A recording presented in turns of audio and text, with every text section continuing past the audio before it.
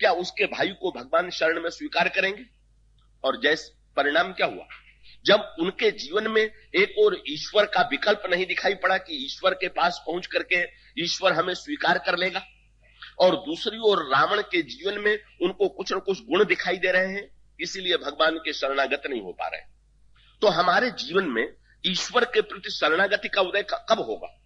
कि जब एक तो हमारे अंतःकरण में यह सुदृढ़ विश्वास हो जाए कि ईश्वर हमें स्वीकार करेगा और किसी परिस्थिति में ईश्वर हमारा त्याग नहीं करेगा।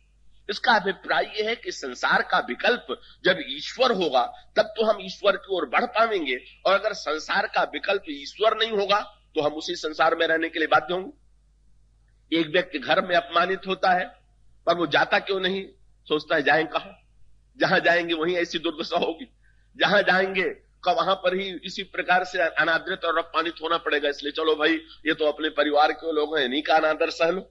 इसका अर्थ है जब हमारे पास विकल्प नहीं होता तब हम वहीं रहने के लिए बाध्य होते। तो बुराइयों को छोड़ने के लिए भी आवश्यकता है कि ईश्वर का विकल्प हमारे पास हो और दुर्गुणों का दुर्गुण हमें दिखाई दे। और यही दोनों घटनाएं जो है, ये जो दो प्रसंग हैं, इन्हीं के द्वारा विभीषण के जीवन में इन दोनों की पूर्णता आ गई। श्री हनुमान जी का जो मिलन है वो क्या? श्री हनुमान जी के मिलन के द्वारा विभीषण के मन में इस प्रगाढ़ आस्था का उदय हुआ, इस प्रगाढ़ का विश्वास का उदय हुआ कि नहीं नहीं भगवान मुझे स्वीकार करेंगे। क्योंकि जब विभीषण और हनुमान जी का मिलन हुआ तो हनुमान जी से विभीषण जी ने यही प्रश्न भी किया कि आप कृपा करके बताइए कि क्या तात कबहु मोहि जानी अनाथा करी है कृपा भानुकुल ना था, क्या भगवान कभी मुझ पर कृपा करेंगे? और दिखाते हैं तामस तन राक्षस जाति में मेरा जन्म हुआ, भगवान राक्षसों का वध करने के लिए आए हुए हैं। तामस तन कछु साधन नाही प्रीति न पद सरोज मन माही, मेरे अंतःकरण में जैसा भगवान के चरणों में प्रेम चाहिए वैसा प्रेम नहीं है। हमारा बुरी जाति में जन्म हुआ है, मैं भक्ति और विवेक शून्य हूं, ऐसी स्थिति में भगवान मुझे स्वीकार करेंगे कि नहीं? ये जो मनुष्य के मन में संशय है, ये जो विभीषण के मन में संशय है, ये उनको भगवान की ओर बढ़ने से रोकता। हनुमान जी ने उनके इस संशय को दूर कर दिया। हनुमान जी से बढ़ करके रामचरितमानस में ईश्वर से मिलाने वाला आचार्य दूसरा नहीं। ये रावण का चरण प्रहार और हनुमान जी का आचार्यत्व ही विभीषण को भगवान राम की शरण में ले जाता है। और इसका अभिप्राय है कि जीवन में दुर्गुणों का हम परित्याग तब कर पाते हैं जब दुर्गुणों के सच्चे दोष का हमें अनुभव होने लगे और हनुमान जी जैसा संत और आचार्य हमें ईश्वर के सन्मुख चलने की प्रेरणा दे। हनुमान जी ने विभीषण की ओर आश्चर्य से देखा।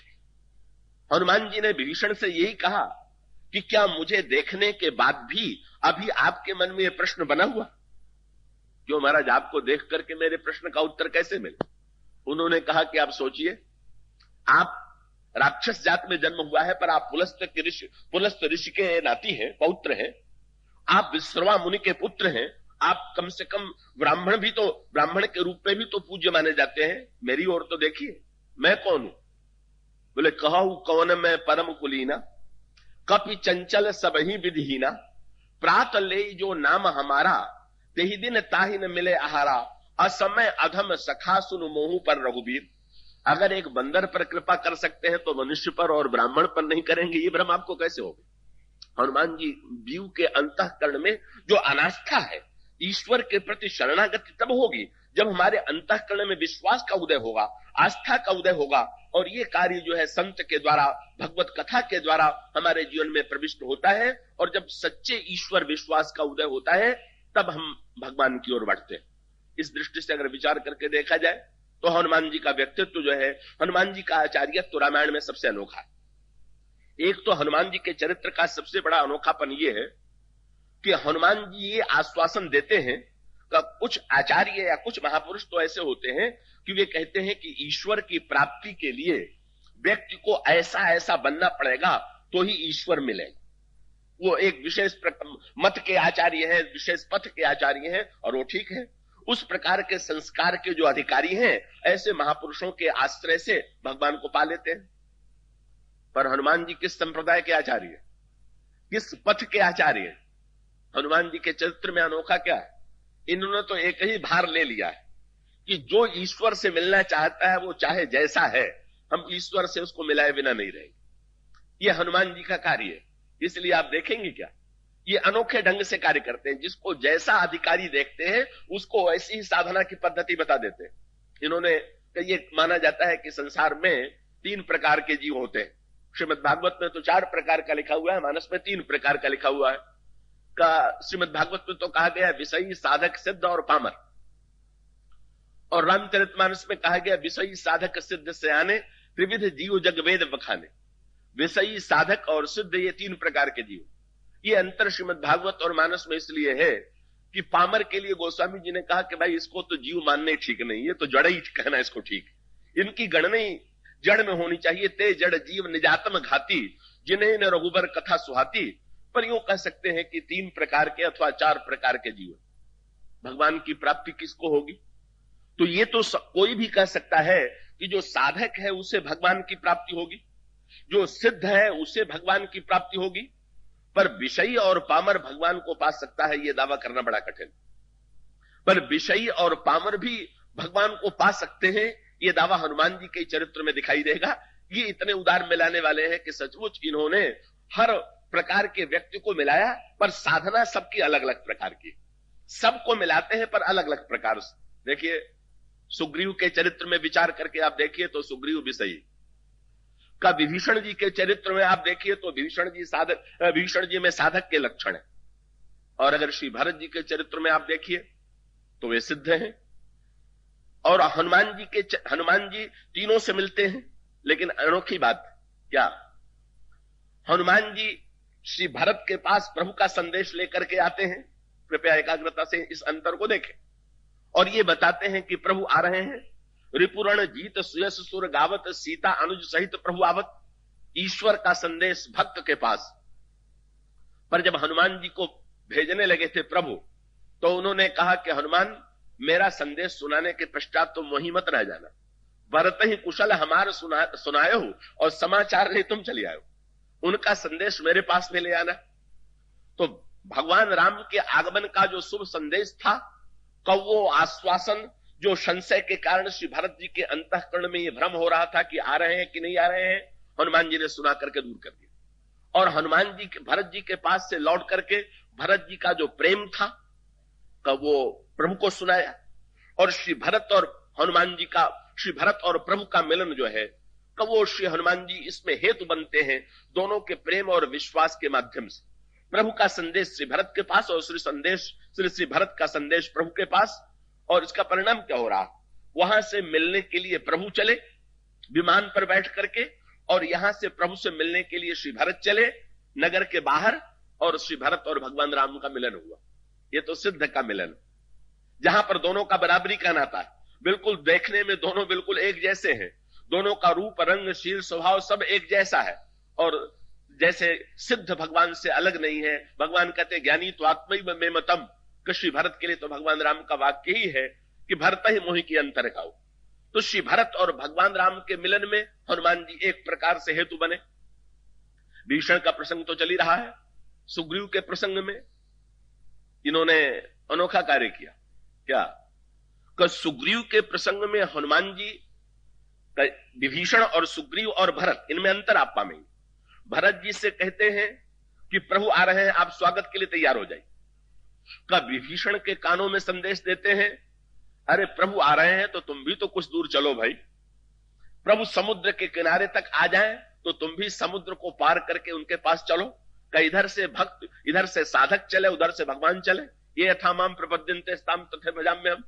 भगवान कहते जो मेरा जिस भाव से भजन करता है मैं भी उस भाव से भजन करता हूं। इधर से साधक का पग उठा, उधर से ईश्वर का पग उठा, और समुद्र के किनारे इन दोनों का मिलन हो गया। पर हनुमान जी के प्रसंग में तो अनोखी बात है, सुग्रीव के प्रसंग में तो अनोखी बात है। तो भगवान राम से मिले, भगवान राम से हनुमान जी का परिचय हुआ। अब स्वाभाविक ये होता कि हनुमान जी सुग्रीव को संकेत करके या उनके पास जाकर के उनको बुला करके ले आते कि आप चल करके प्रभु का स्वागत कीजिए। लेकिन हनुमान जी ने प्रभु से क्या कहा, क्या बोले, नाथ शैल पर कपिपति रही, सो सुग्रीव दास तो अहि। और फिर भी जीव को खोजना पड़े तो फिर बालक के अबोधता बालक की असमर्थता पर आपकी दृष्टि जाए, इसलिए आप ही कृपा करके उन्हें अपना ले। वे अपने आप में न तो कोई उनके पास साधना है, न आपके पास आने की कोई सामर्थ्य है। आप ही कृपा करके उनके पास तक चल सकते हैं और चल करके उन्हें पालें। और इस तरह से हम कह सकते हैं कि हनुमान जी महाराज विषयी को असमर्थता के भान के द्वारा, विषयी से कहते हैं तुम इतना समझ लो कि हम प्रभु को पाना चाहते हैं पर हम असमर्थ हैं और प्रभु ही अपनी कृपा के द्वारा मुझे प्राप्त हो जाए। और साधक से ये कहते हैं जब तक इस प्रवृत्ति से निकल करके तुम आगे की ओर प्रभु की ओर नहीं बढ़ोगे तब तक प्रभु से तुम्हारा मिलन नहीं होगा। और सिद्ध से कहते हैं कि प्रभु तो आपसे मिलने के लिए बेचैन है, वो तो आपके प्रेम में और आपके विरह में व्यग्र हैं। तो चलिए बस प्रभु आने ही वाले हैं और आपका उनका मिलन होने वाला। और अगर पामर की दृष्टि से विचार करके देखें तो यो भी कह सकते हैं कि एक व्यक्ति तो ऐसा था, विभीषण जी साधक थे ना, कि जब हनुमान जी पहुंचे तो हनुमान जी के पहुंचने पर लिखा हुआ है ताही समय विभीषण जागा। विभीषण जी जाग गए। और सच्चे साधक का लक्षण यही है, विषयी नहीं जागृत हो सकता है, लेकिन साधक के जीवन की विशेषता यह है कि सत्संग के द्वारा, संत के द्वारा का उसके अंतःकरण में जो मोह निद्रा है वो समाप्त होती है और मोह निद्रा से चैतन्य होकर के वो ईश्वर की ओर बढ़ता है। इसलिए विभीषण जी जग गए और भगवान का की महिमा का संदेश श्री हनुमान जी ने सुना करके विभीषण के मन में प्रेरणा दी कि आप ईश्वर के प्रति विश्वास कीजिए, ईश्वर के प्रति समर्पित हो जाइए। पर ऐसे भी पात्र थे जो कि हनुमान जी के पहुंचने पर भी नहीं जगे।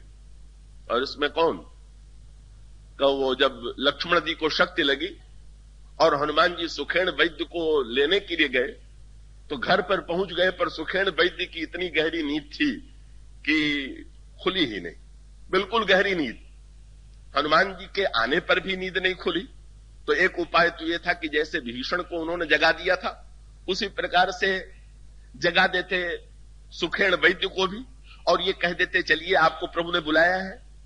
पर उन्होंने उनको जगाए नहीं, बल्कि क्या लिखा हुआ, आने वो भवन समेत तुरंत। कहन उनको पलंग सहित भी ला सकते तो पूरा घर ही उन्होंने उखाड़ लिया और सारे घर के सहित ही भगवान के चरणों में ले आके पहुंचा दिया। हनुमान जी से किसी ने पूछा, महाराज ये विचित्र बात रही, आज तक देखा जाता है कि बिना जागे हुए, बिना घर छोड़े हुए कोई भगवान को नहीं पाता है, पर बिना जागे हुए और बिना घर छोड़े भी इन्होंने भगवान को कैसे पा लिया? तो हनुमान जी ने यही उत्तर दिया कि भाई जो भगवान को पाना चाहते हैं उनको तो जागना ही पड़ेगा, उनको तो छोड़ना ही पड़ेगा, पर भगवान ही जिसको पाना चाहे अब उसके लिए हम कैसे कहें कि तुम छोड़ो और तुम इस प्रकार का त्याग करो तो मिलेंगे। तो भगवान ने सुखेण वैद्य की याद कर लिया। और इसका अर्थ है कि ऐसी भी तो स्थिति होती है कि जब नन्हा बालक जो है जब याद करने योग्य होता है तो रो करके मां को पुकार देता है, पर ऐसी भी बालक की एक स्थिति है जब वो पुकारने और याद दिलाने की स्मृति स्थिति में भी नहीं होता। और जब नन्हा बालक याद दिलाने की भी स्थिति में नहीं होता है का उस समय भी कौन याद कर लेता है? का उस समय मां ही बालक को याद कर लेती है। तो बालक ज्यो जो बड़ा होता जाता है त्यों त्यों याद करने का भार उस पर आता जाता है, पर जो जितना असमर्थ है उसका स्मृति का भार भी उसके ऊपर नहीं। और इस तरह से हनुमान जी मानो ये बताना चाहते हैं, हनुमान जी का संकेत ये है कि आप में ईश्वर को प्राप्त करने की अगर सच्ची अभिलाषा है और असमर्थता की अनुभूति है, अगर सामर्थ्य है तो सामर्थ्य के द्वारा ईश्वर को प्राप्त कीजिए, प्रेम है तो प्रेम के द्वारा ईश्वर को प्राप्त कीजिए, ज्ञान है तो ज्ञान के द्वारा ईश्वर को प्राप्त कीजिए, और अपने आप में पूरी तरह से अभाव की अनुभूति हो रही है तो उस अभाव की अनुभूति के द्वारा भी अगर सचमुच हमको अपनी असमर्थता का, अपने अभाव का ठीक ठीक भान हो सके तो हम भगवान को पा सकते हैं।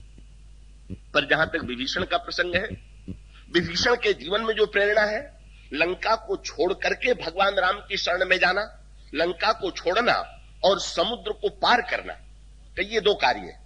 और भगवान राम यात्रा करके आते हैं, समुद्र के किनारे डेरा डाले हुए हैं, पर भगवान राम जानबूझ करके लंका में प्रवेश करने में विलंब कर रहे हैं। भगवान राम योजना बना रहे हैं, रामेश्वर स्थापना कर रहे हैं, सेतु की तैयारी हो रही है। भगवान राम ने एक क्षण में समुद्र को सुखा दिया होता, लंका पर आक्रमण करके श्री सीता जी को छुड़ा लिया होता। विलंब क्यों कर रहे हैं? लोग समझ रहे थे समुद्र पार करने की योजना बन रही है, पर तुलसीदास जी कहते हैं कि नहीं नहीं, भगवान श्री राम तो एक ही प्रतीक्षा कर रहे थे, और वो प्रतीक्षा किसकी थी? जब तक वो पूरी नहीं हुई तब तक भगवान राम ने लंका में प्रवेश नहीं किया। कल आपके सामने जो प्रसंग कहा गया था वो ये कहा गया था, लंका है प्रवृत्ति और विभीषण है जीव, रावण है मूर्तिमान मोह, कुंभकर्ण है मूर्तिमान अहंकार, मेघनाद है मूर्तिमान काम। जीव प्रवृत्ति राज्य में कमोह के शासन में, अहंकार के शासन में, काम के शासन में रह रहा है। दुर्गुण दुर्विचारों के बीच में जीव विद्यमान है। ये हमारे आपके सबके जीवन का सत्य है कि ईश्वर हम लोगों के जीवन के दुर्गुण दुर्विचारों को कब नष्ट करेगा? वो स्वामी जी इसका उत्तर देते हैं। भगवान श्री राम, हनुमान जी कह रहे हैं विलंब न हो, लक्ष्मण जी कहते हैं महाराज लंका में जल्दी कीजिए, पर भगवान राम मन में सोच रहे हैं कि लंका वाला तो कहे कि जल्दी कीजिए तब ना हम घुसे, और इसका अर्थ ये है कि दूसरा कोई कहे कि दुर्गुणों को नाश कीजिए नहीं। भगवान कहते हैं जीव मेरे पास स्वयं तो निवेदन करे कि हम इन दुर्गुणों से हारे थके हैं, आप विनष्ट कर दीजिए। तो किसके आगमन की प्रतीक्षा थी? बोले जब तक विभीषण नहीं आवेंगे, लंका का वास्तविक स्वामी आकर के मुझसे नहीं करेगा, तब तक दूसरे के नगर में बिना पूछे प्रवेश नहीं करना चाहिए। भगवान राम की दृष्टि क्या है? लंका नगर का वास्तविक स्वामी कौन है? रावण की विभीषण। जीव की मोह, तो भाई वस्तुतः तो इस जीवन का स्वामी जीव है, लेकिन दुर्भाग्य यही है कि उल्टे रूप में मोह ही स्वामी बना हुआ है, और मोह के इच्छा के अनुकूल जीव चल रहा है। ईश्वर, याद रखिए, ईश्वर समुद्र के किनारे विराजमान है और वो प्रतीक्षा कर रहा है कि ये जीव विभीषण जरा मेरे पास आकर के मुझसे निवेदन भी तो करे। और कब लंका में उन्होंने पैर रखा? वो स्वामी जी ने कवितावली रामायण में लिखा, रावण ने सब कुछ अन्याय अत्याचार कर डाले, वेद विरुद्ध महामुनि शुद्ध, त्रिलोक चराचर सोच उबारे, और औरव कहां कहूं सिय हरि, लेकिन तऊ करुणा निधि कोप निवारे। सेवक छोहते छाण्यो क्षमा, तुलसी लख्यो राम स्वभाव तिहारे। कब रावण को मारा? बोले तौलो न दाबी दलो दस कंधर, चौलो न लात विभीषण मारे। जब तक विभीषण की छाती में रावण ने चरण प्रहार नहीं किया, विभीषण को निकाल नहीं दिया, विभीषण ने शरणागति ग्रहण नहीं किया, तब तक भगवान श्री राम लंका में प्रवेश नहीं करते। और इसका अर्थ यह है, अगर हमारे अंतःकरण में दुर्गुण दुर्विचारों से छूटने की इच्छा नहीं है, तो भगवान कहते हैं अगर इनके बीच में तुम प्रसन्न हो तो मुझे क्या आवश्यकता है कि मैं बलपूर्वक आकर के तुम्हारे अंतःकरण में युद्ध छेड़ दूं? नहीं नहीं, युद्ध मैं छेड़ूंगा, लेकिन तब छोड़ूंगा कि जब तुम सच्ची इच्छा लेकर के आओ। विभीषण को निकलना है, और ये दो कार्य है, लंका से निकलना और समुद्र को पार करके भगवान के पास आना। ये लंका से निकलना और समुद्र को पार करना, इसका तात्पर्य क्या है? और हनुमान जी ही इसमें प्रेरक क्यों हैं? थोड़ा विशेष गंभीर प्रसंग है, पर मुझे विश्वास है कि आप उसे एकाग्रता से उसको ग्रहण करें। और वो ये है कि हनुमान जी से बढ़ करके प्रवृत्ति में प्रवेश करना और प्रवृत्ति में प्रवेश करके निकलने की कला जानने वाला दूसरा कोई नहीं। यह हनुमान जी के संदेश के द्वारा ही विभीषण में यह शक्ति प्राप्त हुई कि वो लंका से निकल करके भगवान के पास चले आए। ये प्रवृत्ति जो है, इसमें बैठना भी बड़ा कठिन है, और एक बार बैठ जाए तो निकलना और भी कठिन है। ये दोनों बात, इसलिए महाभारत में सांकेतिक कथा आती है ना, का जब महाभारत में चक्रव्यूह की रचना किया द्रोणाचार्य जी ने, तो व्यूह की विशेषता थी कि उसमें कोई बैठना ही नहीं जानता था। तब बैठने के लिए का अभिमन्यु ने कहा कि मैं बैठ तो जाऊंगा, लेकिन बैठ जाने के बाद भी उसके बाद में लौटने की कला मैं नहीं जानता। भीमसेन ने आश्वासन दे दिया कि चिंता मत करो, तुम बैठ जाओगे तो बाद में मैं तोड़ के तुम्हें निकाल लूंगा, घबराने की आवश्यकता नहीं। पर बेचारा अभिमन्यु जो है का वो बैठ जाता है और वही मारा जाता है। ये चक्रव्यूह क्या है? ये जीवन में जो प्रवृत्तियां हैं, यही चक्रव्यूह। और इस चक्रव्यूह में केवल अभिमन्यु नहीं मारे जाते, संसार के अगणित जीव जो हैं इस चक्रव्यूह में, प्रवृत्ति के व्यूह में फंस तो जाते हैं, किसी न किसी तरह से बैठ तो जाते हैं, पर बैठ जाने के बाद उससे निकलने की कला नहीं जानते। और रामचरितमानस में कि ये लंका में बैठना और निकलना, इन दोनों की कला में सबसे महान निपुण कौन है? हनुमान जी महाराज। समुद्र के किनारे प्रश्न आया, समुद्र को कौन पार करेगा? तो जितने बंदर थे वे अपने अपने बल का वर्णन करने लगे और कहने लगे। किसी ने कहा मैं 10 योजन पार करूंगा, किसी ने कहा 20 योजन, किसी ने कहा 50 योजन, लेकिन समुद्र तो 400 कोस का है, 100 योजन का है। जब सारे बंदर असमर्थ हो गए तो सारे बंदरों की असमर्थता के पश्चात आगे कौन आया? अंगद। और अंगद ने कहा, अंगद कहां जाऊं मैं पारा? अंगद ने कहा मैं पार तो चला जाऊंगा। बंदरों ने चैन की सांस लिया कि चलो एक निकला तो जाने वाला, लेकिन अगले वाक्य में उनकी सारी आशा समाप्त हो गई। क्यों? अंगद ने तुरंत कहा, अंगद कहा जाऊं मैं पारा, जिए संशय कुछ फिरती बारा। ये समुद्र है अभिमान का और लंका है प्रवृत्ति की। कभी ये अंगद का कहना यह है कि इस देहाभिमान के समुद्र को तो मैं पार कर सकता हूं, पर प्रवृत्ति में जाके अछूता लौटा हूं, ये साहस मुझ में नहीं।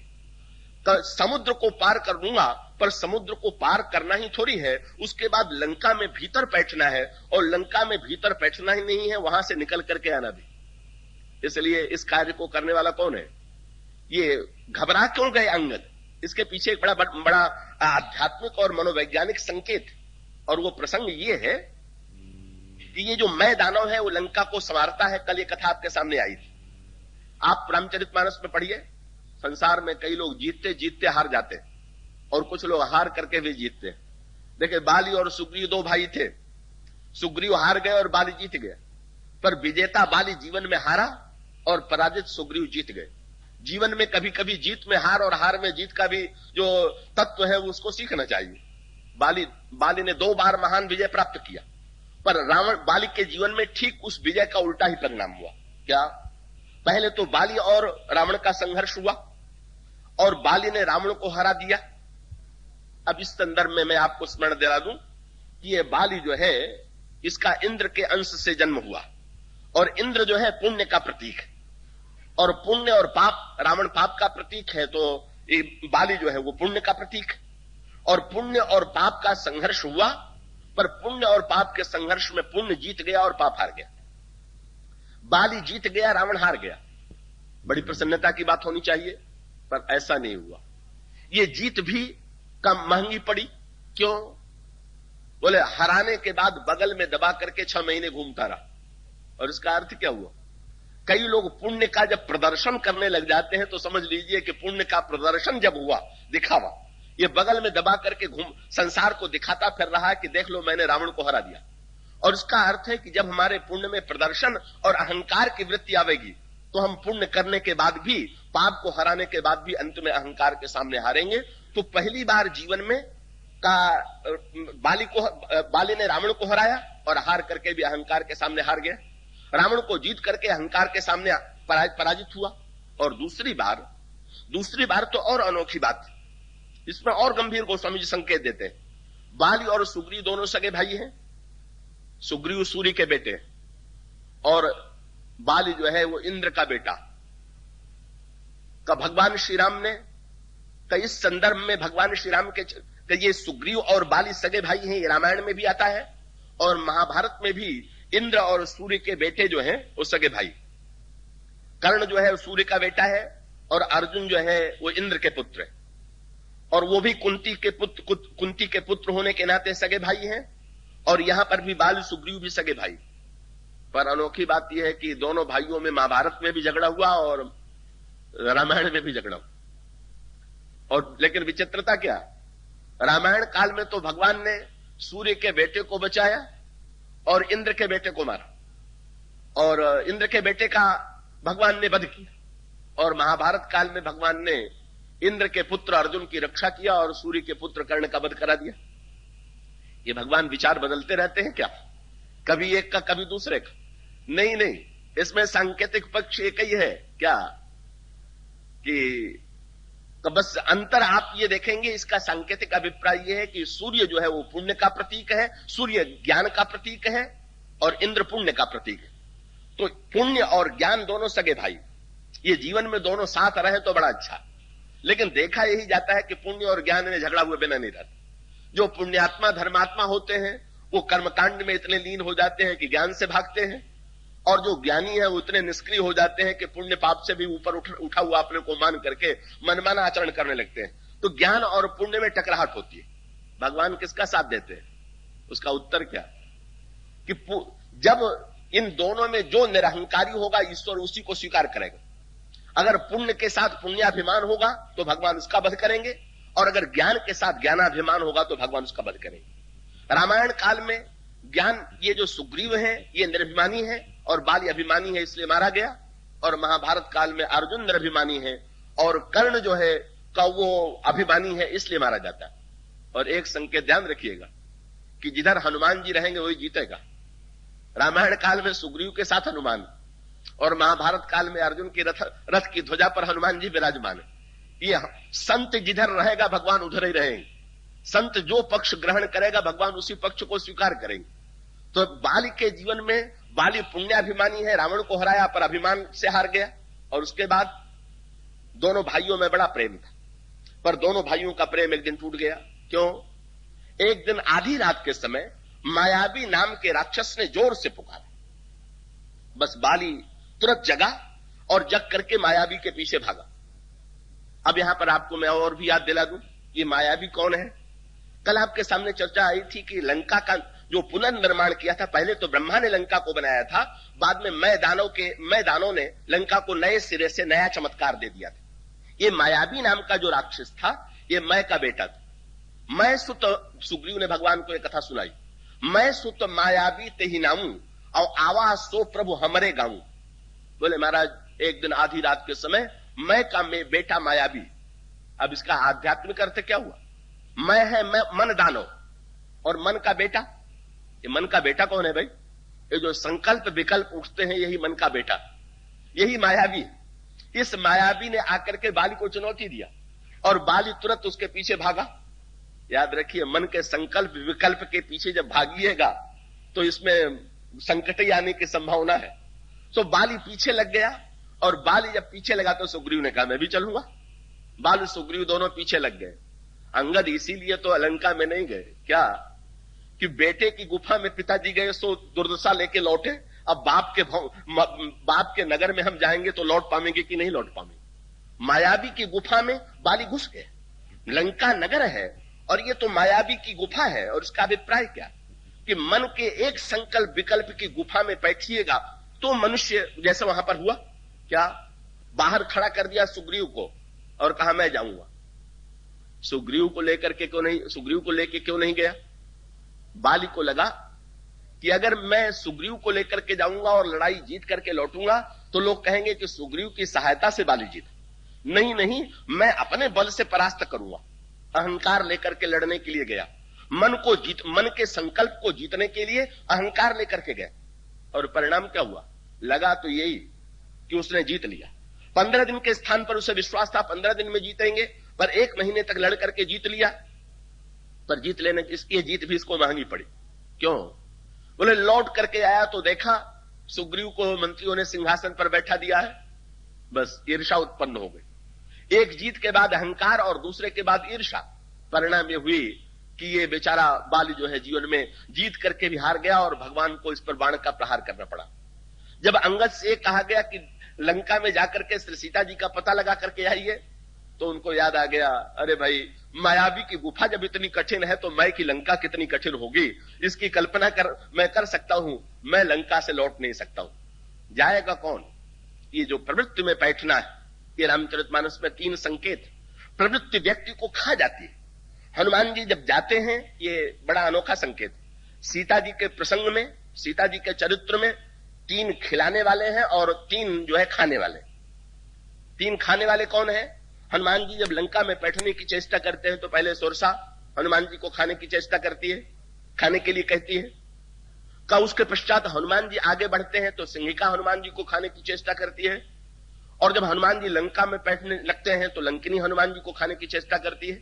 और तीनों अलग अलग तरह से खाने की चेष्टा करते हैं। सुरसा जब मिली तो हनुमान जी की प्रशंसा करने की, प्रवृत्ति में प्रवेश करें तो सुरसा से आशीर्वाद प्राप्त करें, सिंहिका को पूरी तरह से मार डालें, लंकिनी को अधमरा बना दें और तब प्रवृत्ति के राज्य में प्रवेश होगा। और इस सीता जी की खोज की यात्रा में ये 3 खिलाने वाले पात्र हैं।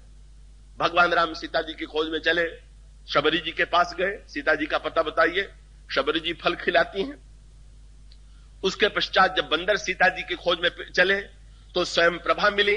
स्वयं प्रभा ने बंदरों से कहा कि पहले फल खा लीजिए फिर मेरे पास आइए। और हनुमान जी जब सीता जी के पास पहुंचे तो फिर मां का आदेश लेकर के वो रावण की वाटिका का फल खाते। ये 3 खाने वाले हैं और 3 खिलाने वाले।